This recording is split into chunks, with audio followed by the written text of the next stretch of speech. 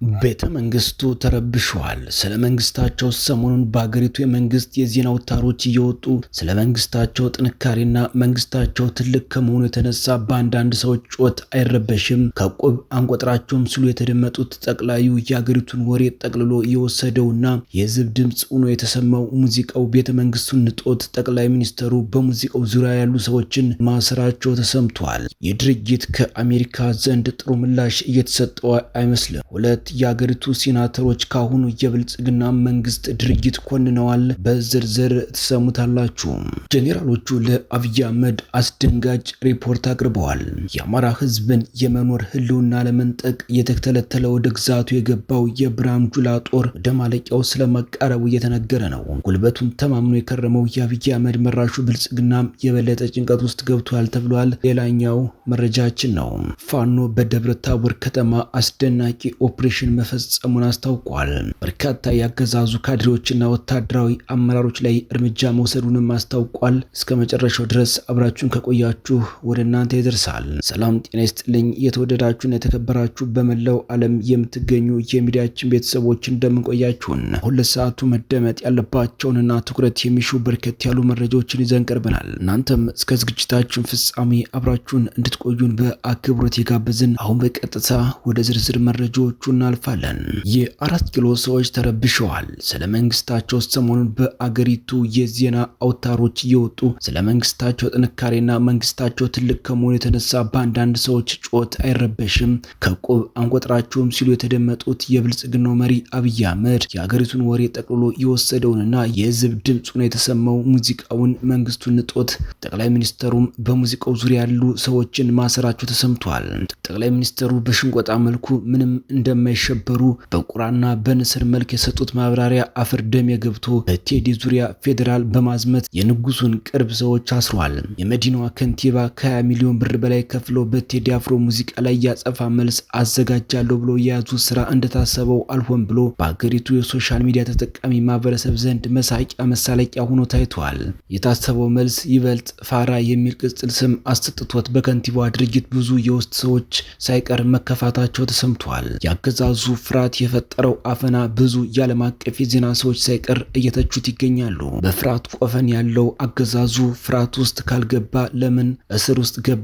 ለኛ ለደጋፊዎቹ የሚነግረን ሌላ፣ ድርጊቱ ሌላ ሆኖብናል የሚሉ የብልጽግና ደጋፊዎችም አልጠፉም።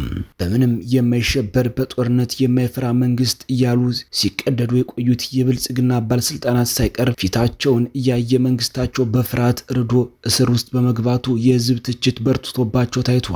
አብይ አህመድ ቴዲ አፍሮን ሊያስረው ቢያስብም ብዙ ዓለም አቀፍ ጫናዎች ስለሚፈጠርበት ያንን ፍራቻ ዘሎ በልጁ ዙሪያ ጫናን በመፍጠር ሊጎዳው እንዳሰበ ምንጮች ቢናገሩም ድርጊት ብቻ ካሁኑ ቁጣን እያመጣበት ነው። ቴዲ አፍሮን ብልጽግናን ቢያስረው የህዝብ ቁጣ ከማስከተሉ በላይ በአፋኝነቱ ከፍተኛ ቦታ የያዘውን ብልጽግና በብዙ ሀገራት ሳይቀር ስሙን ሊያበላሽበት የሚችል ትልቅ ችግር እንደሚመጣበት ብዙ ከፍተኛ አዋቂዎች እየገለጹ ነው። በሌላ መረጃ ጄኔራሎቹ ለአብይ አህመድ አስደንጋጭ ሪፖርት አቅርበዋል። የአማራ ህዝብን የመኖር ህልውና ለመንጠቅ የተተለተለ ወደ ግዛቱ የገባው የብርሃኑ ጁላ ጦር ወደ ማለቂያው ስለመቃረቡ እየተነገረ ነው። ጉልበቱን ተማምኖ የከረመው የአብይ አህመድ መራሹ ብልጽግና የበለጠ ጭንቀት ውስጥ ገብቷል ተብሏል። ከአማራ ህዝብ ጋር የገጠመውን ጦርነት ማሸነፍ ህልሙ ብቻ የሆነበት የብልጽግናው ስርዓት የተረፈውን ኃይል ለመሰብሰብና ስምሪት ለመስጠት መቸገሩ ታውቋል።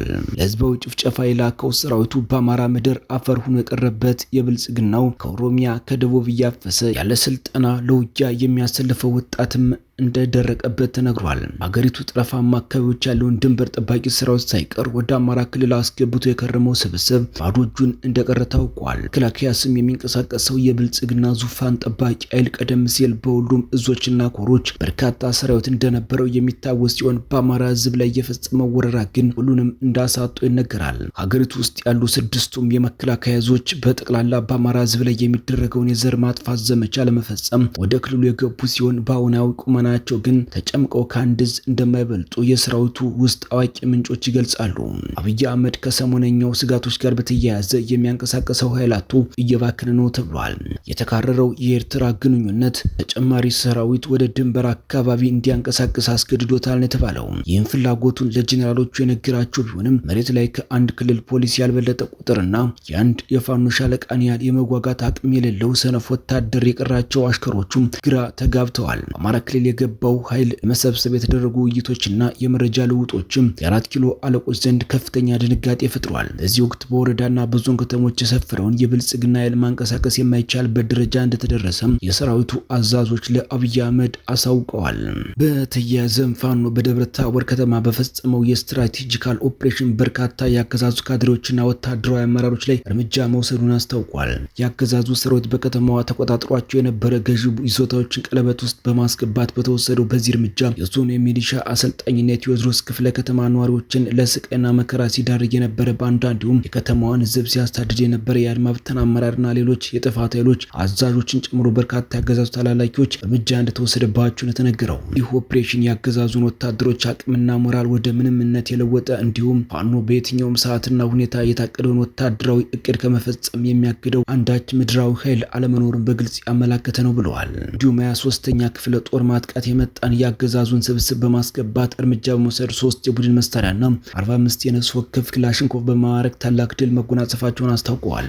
አፋብን ወሎ ቤተ አማራ ሚኒሊክ ዕዝ 104ኛ ኮር 23ኛ ክፍለ ጦር ሚያዝያ 13 2018 በ3 መድፍ 4 ዙያ 3 ቢኤም በ107 በ28 ሞርተር ጨምሮ በርካታ እግረኛ ታጅቦ ከደላንታና ደሴ የመጣው በትሬና በጉና አድርጎ ከጅምባ የመጣው ያገዛዙ ኃይል በሜጀር ጀነራል ዘውዱ ሰጣርጌ አስተባባሪነት ተንታ ግንባር ወደ ደለቃ በአጅባር ግንባር እንዲሁም በበርበር ወደ ደበቅና ከመቅደላ ወረዳ ከማሻ ከተማ በባዝራ አድርጎ ወደ ደበቅ በአጠቃላይ በ5 አቅጣጫ 3ኛ ክፍለ ጦር ላይ የማጥቃት ውጊያ ከፍቷል ነው ያለው። በዚህም ፋኖ ያጸፋ ምላሽ በመስጠት ከባድ ኪሳራ እንዳደረሰበት ነው ያስታወቀው። የኢትዮጵያ ነዳጅ አቅራቢ ድርጅት በሀገሪቱ የነዳጅ ስርጭት መዋቅር ላይ እጅግ አወዛጋቢና የህብረተሰቡን የዕለት ተዕለት እንቅስቃሴ ሽባ ያደረገ ከባድ ክልከላ መጣሉ ተረጋግጧል። ድርጅቱ ከቀናት በፊት ባሳለፈው ድንገተኛ ውሳኔ በየትኛውም የወረዳ ከተሞች በሚገኝ ማደያዎች ነዳጅ እንዳይሸጥ ሙሉ በሙሉ ያገደ ሲሆን የነዳጅ አቅርቦትና ሽያጭ በዞንና በክልል ከተሞች በሚገኙ ማደያዎች ላይ ብቻ እንዲወሰን አድርጓል። መንግስት ለዚህ አክራሪ ውሳኔውን በምክንያትነት ያቀረበው በወረዳ ከተሞች በስፋት የሚታየውን ህገወጥ የነዳጅ ሽያጭና ብክነት ለመቆጣጠር ነው የሚል ቢሆንም እርምጃው ግን መላው የሀገሪቱን የታችኛውን የኢኮኖሚ እንቅስቃሴና የትራንስፖርት ዘርፍ አደጋ ውስጥ ጥሎታል። ይህ ጥልቀት ያለው ጥናት ያልተደረገበት የሚመስለው ውሳኔ ያስከተለው የጎንዮሽ ጉዳት እጅግ አሳሳቢ ነው። ዋዜማ ሬዲዮ ያነጋገራቸው ምንጮች እንደሚያስረዱት በወረዳ ከተሞች የነዳጅ አቅርቦት በድንገት በመቋረጡ ምክንያት የህዝብ ትራንስፖርት የጀርባ አጥንት የሆኑት አጭር ርቀት ተጓዥ ተሽከርካሪዎችና ባጃጆችና ሞተር ሳይክሎች ለከፍተኛ ችግር ተጋልጠዋል። አብዛኞቹም ነዳጅ በማጣት ሙሉ በሙሉ ስራ ለማቆም ተገደዋል። ይህ ሁኔታ የአካባቢው ማህበረሰብ የዕለት ተዕለት እንቅስቃሴ ከማስተጓጎሉም በላይ በእነዚህ ስራዎች ላይ ተመስርተው የሚተዳደሩ በሺዎች የሚቆጠሩ ዜጎችን ለከፋ ኢኮኖሚ ችግርና ለስራ አጥነት እየዳረጋቸው ይገኛል። የቀውሱ ስፋት በወረዳ ከተሞች ብቻ የተገደበ አይደለም። የነዳጅ ሽያጭ ከሄድባቸው በተፈቀደላቸው ዞን ከተሞች ቢሆንም ያለው ነባራዊ ሁኔታ እጅግ አስደንጋጭ መሆኑን መረጃው ያጋልጣል። ተሽከርካሪዎች ጥቂት ሊትር ነዳጅ ለማግኘት ከ3 እስከ 5 ቀናት ድረስ ረጅም ሰልፍ ለመጠበቅ የተገደዱ ሲሆን ከዚህም ሁሉ እንግልት በኋላ በነዳጅ እጥረት ምክንያት ሳይቀዱ ባዶ እጃቸውን የሚመለሱበት አጋጣሚ እጅግ በርካታ ነው። ይህ አጠቃላይ ሁኔታ አፍጥጦ የሚያሳየው መንግስት የነዳጅ ኮንትሮባንድን ለመክታት የወሰደው የቆርጦ መጣል መፍትሄ ከበሽታው ይልቅ መድኃኒቱ የባሰ ጉዳት እያመጣ መሆኑን ነው። የተወደዳችሁና የተከበራችሁ በመላው ዓለም የምትገኙ የሚዲያችን ቤተሰቦች ለሰዓቱ ያዝናቸው መረጃዎች እነዚህን ይመስሉ ነበር። እናንተም እስከ ዝግጅታችን ፍጻሜ አብራችሁን ስለቆያችሁ ምስጋናችን ከልብ ነው። በሌላ አዳዲስ ወቅታዊ መረጃ እስከምንገናኝ በያላችሁበት ሁሉ ሰላሙን ተመኘን። ጤና ይስጥልን።